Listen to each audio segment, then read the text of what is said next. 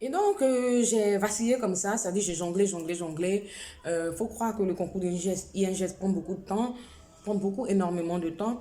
Et on partait, on était internés là-bas pour les séances d'apprentissage et tout. Juste, j'aimais l'ambiance parce que je suis une personne à la base, je suis une personne de proximité, je suis une personne qui aime rencontrer le monde. Et ça, cette partie-là, ça m'a vraiment plu en fait, mais de waouh.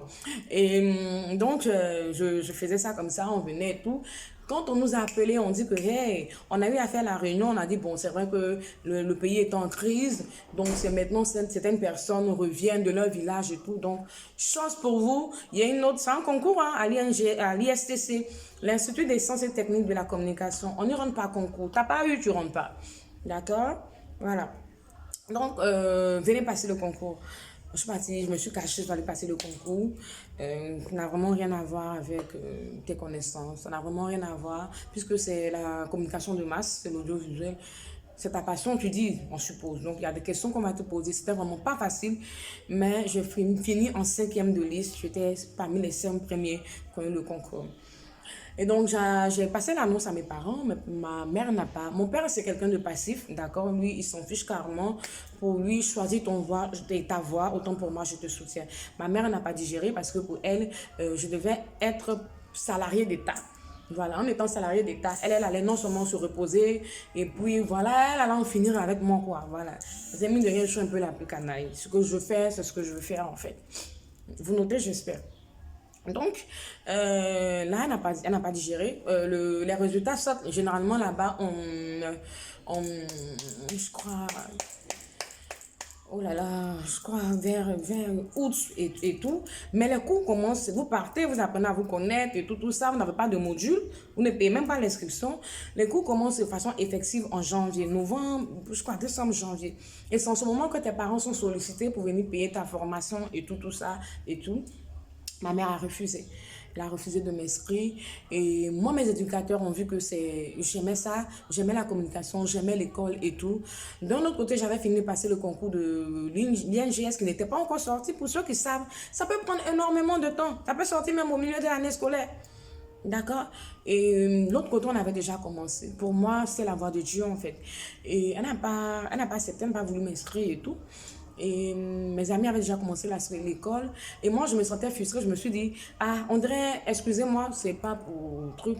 Je me suis dit, ah, on dirait quelqu'un dont ses parents ne peuvent même pas payer ses études. Ça ressemblait. Puisqu'il y avait des personnes qui avaient ce rêve-là d'aller dans cette école-là, dont leurs parents étaient vraiment, mais hyper modestes, mais qui se serraient les coudes pour payer, en fait.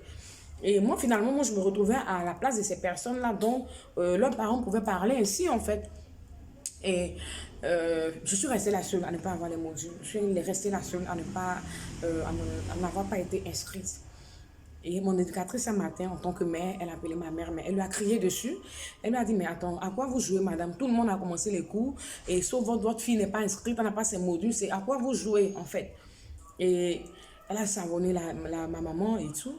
Et c'est pas facile, c'était pas aussi vraiment moins cher, c'était quand même coûteux.